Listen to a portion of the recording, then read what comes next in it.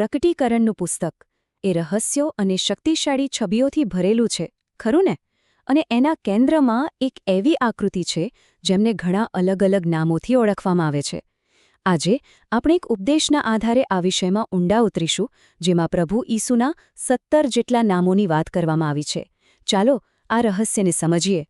તો પછી પહેલો સવાલ એ જ થાય કે ભાઈ, એક જ વ્યક્તિ માટે આટલા બધા નામોની શી જરૂર છે? પણ જુઓ, આ ખાલી ઉપનામો નથી. દરેક નામ એમની ઓળખ, એમની ભૂમિકા અને એમના હેતુના એક ખાસ પાસાને ઉજાગર કરે છે. અને આ બધા મળીને એક મોટું, જટિલ ચિત્ર બનાવે છે. હા, તમે બરાબર સાંભળ્યું. 17. આ સંખ્યા જ બતાવે છે કે આ વિષય કેટલો ગહેન છે. આ કંઈ એમ જ નથી.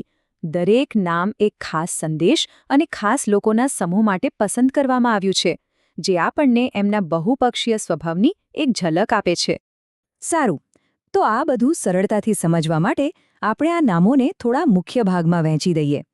આપણે શરૂઆત કરીશું એવા નામોથી જે અધિકાર અને શક્તિ બતાવે છે. પછી આપણે બલિદાન અને ઉદ્ધાર સાથે જોડાયેલા નામોને જોઈશું. અને એ પછી એમના ઈશ્વરત્વ અને અનંતતાના પાસાને સમજીશું. અને છેલ્લે આપણે આ બધાના છુપાયેલા અર્થ પર વાત કરીશું કે આ 17 નામો મળીને આખરે કેવું ચિત્ર રજૂ કરે છે. તો ચાલો શરૂ કરીએ પહેલી કેટેગરીથી, અધિકાર અને શક્તિ. આ એવા નામો છે જે શાસન, રાજપદ અને બ્રહ્માંડ પરની સત્તા જેવા વિષયો પર ફોકસ કરે છે. આ નામો એમને એક સર્વોચ્ચ શાસક અને ન્યાયાધીશ તરીકે રજૂ કરે છે. આ કેટેગરીમાં મુખ્યત્વે 3 નામ આવે છે: પૃથ્વીના રાજાઓનો શાસક, રાજાઓનો રાજા અને યહૂદાના કુળનો સિંહ. રાજાઓનો રાજા તો સીધી વાત છે, એમની સર્વોચ્ચ સત્તા બતાવે છે. પણ બીજા 2 નામો ખાસ ભવિષ્યવાણીઓ સાથે જોડાયેલા છે. ચાલો એને જરા નજીકથી જોઈએ. યહૂદાનો સિંહ. આ નામ ખરેખર ખૂબ જ રસપ્રદ છે. આ ફક્ત તાકાતની વાત નથી કરતું, તે એક શક્તિશાળી રાજા અને ન્યાયાધીશનું પ્રતીક છે. જે ઉપદેશનો આપણે અભ્યાસ કરી રહ્યા છીએ એ મુજબ આ નામ ખાસ કરીને ઇઝરાયેલ રાષ્ટ્ર માટે છે, જે ભવિષ્યના સંકટ સમયે એમની ભૂમિકા શું હશે એ દર્શાવે છે. અને એ જ રીતે પૃથ્વીના રાજાઓનો શાસક શીર્ષક પણ ભવિષ્ય સાથે જોડાયેલું છે.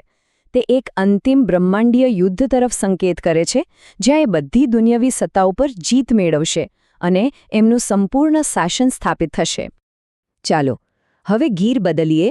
શક્તિ અને સત્તાની વાત પરથી હવે આપણે બલિદાન અને મુક્તિ તરફ જઈએ છીએ. આ આપણી બીજી કેટેગરી છે.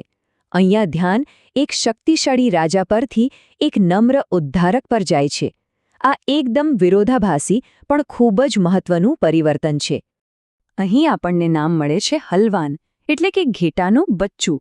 હવે જુઓ, આ શક્તિશાળી સિંહની છબીથી કેટલો અલગ છે. હલવાન એ ઉદ્ધારકનું પ્રતીક છે, જેણે બલિદાન આપીને માનવજાતને ખરીદી લીધી.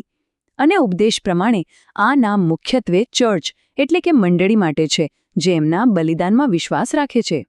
અને આ જ તો આખી વાતની સુંદરતા છે, આ દ્વૈતતા. એક તરફ સિંહ છે, શક્તિ, ન્યાય અને ઇઝરાયેલ માટેનો રાજા, અને બીજી તરફ હલવાન છે, બલિદાન, ઉદ્ધાર અને ચર્ચ માટેનો ખરીદનાર. એમની ભૂમિકા કેટલી જટિલ છે એ સમજવા માટે આ દ્વૈત ઓળખ ખૂબ જ જરૂરી છે. પણ આટલું જ નથી. આ કેટેગરીમાં બીજા 2 મહત્વના નામ પણ છે. મરેલાઓમાંથી પ્રથમ જનિત. આ બતાવે છે કે તેઓ અમર જીવનમાં પાછા ઉઠનારા પહેલા હતા, જેમણે બીજાઓ માટે રસ્તો ખોલ્યો.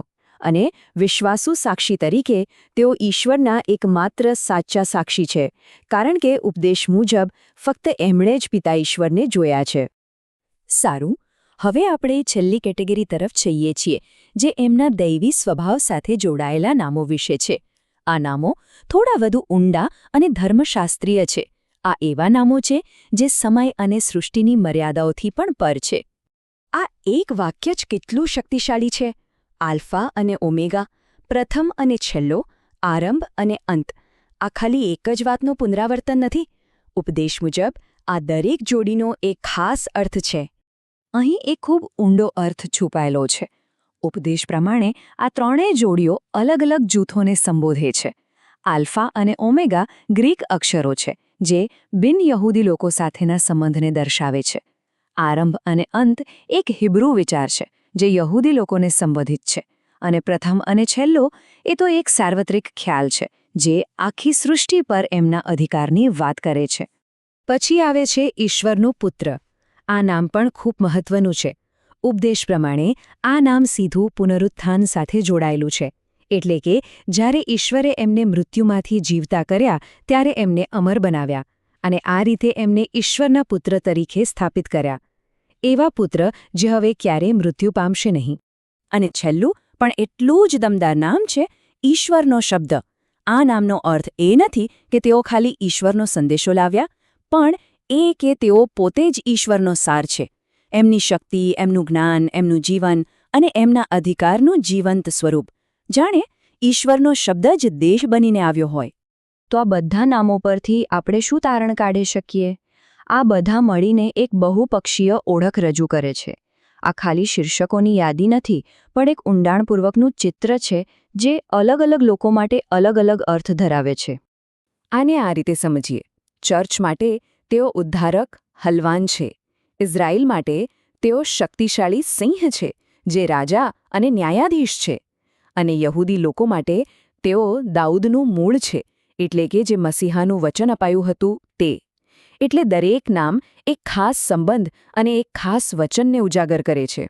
ટૂંકમાં આપણે જે શીખ્યા એનો સાર એ છે કે આ 17 નામો ખાલી ટાઇટલ નથી.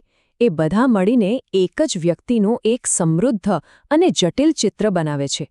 એ બતાવે છે કે એક જ વ્યક્તિ ન્યાયાધીશ અને ઉદ્ધારક, રાજા અને બલિદાન, અનંત અને વ્યક્તિગત બધું જ એક સાથે હોઈ શકે છે. અને આ આપણને એક અંતિમ અને મોટા સવાલ પર લાવીને મૂકે છે. માત્ર ધર્મશાસ્ત્રમાં જ નહીં, પણ આપણી પોતાની જિંદગીમાં પણ નામો કેવી રીતે આપણી ઓળખને આકાર આપે છે. કોઈ એક નામ કે શીર્ષક આપણી પોતાની જાતને અને બીજાઓને જોવાની દૃષ્ટિને કેવી રીતે બદલી શકે છે? આ એક એવો પ્રશ્ન છે જેના પર વિચારવા જેવું છે.